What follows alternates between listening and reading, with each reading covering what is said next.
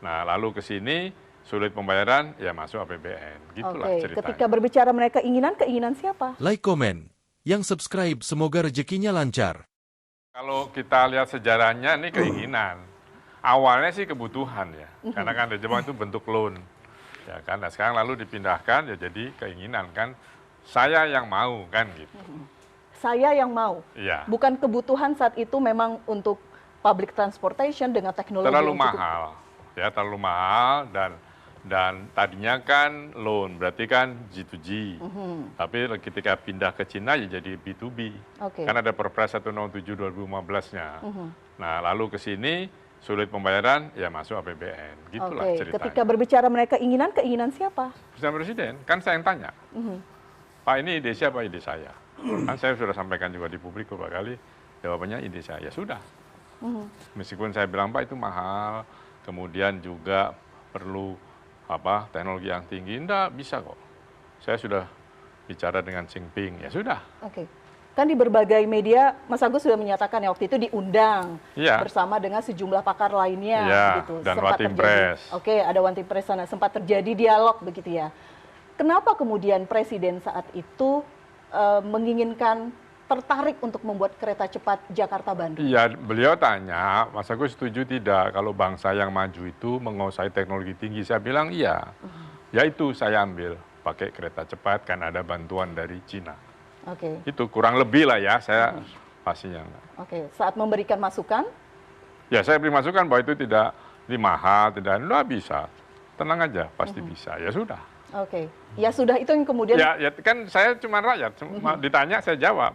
Saya kasih nasihat jangan, ya mau tetap dibangun. Ya kan bukan urusan saya lagi.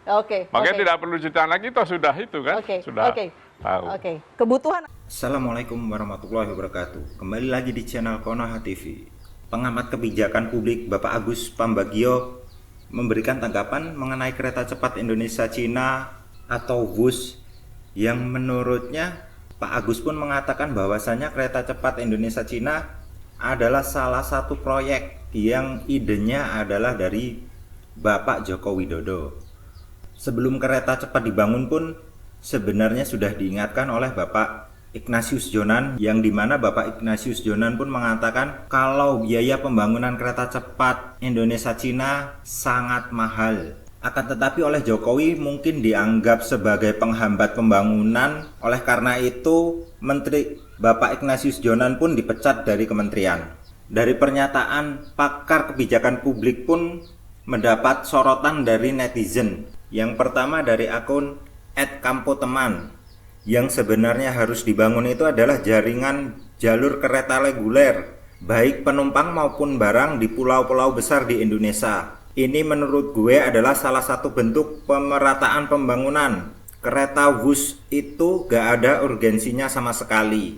Yang kedua datang dari akun @soleh0549856. Semakin yakin ijazah Jokowi palsu, ditawarin yang murah malah milih yang mahal. Kata orang, emang lu Jok pinter ngakalin rakyat. Ditawarin yang murah malah milih yang mahal. Kurang lebih seperti itu intinya. Jadi sebenarnya kereta cepat ini sudah ditawari oleh Jepang berupa bunga yang ringan 0,1%. Akan tetapi mantan Presiden Joko Widodo malah memilih dana dari Cina dengan bunga yang lumayan cukup besar, yaitu 0,3%. Masa iya sekelas presiden yang mencakup kebutuhan orang banyak, mencakup kebutuhan hajatnya rakyat Indonesia, menentukan mana barang yang lebih murah, mana barang yang lebih mahal saja tidak bisa. Kalah sama emak-emak yang di pasar. Masa iya kalah sama emak-emak yang di pasar?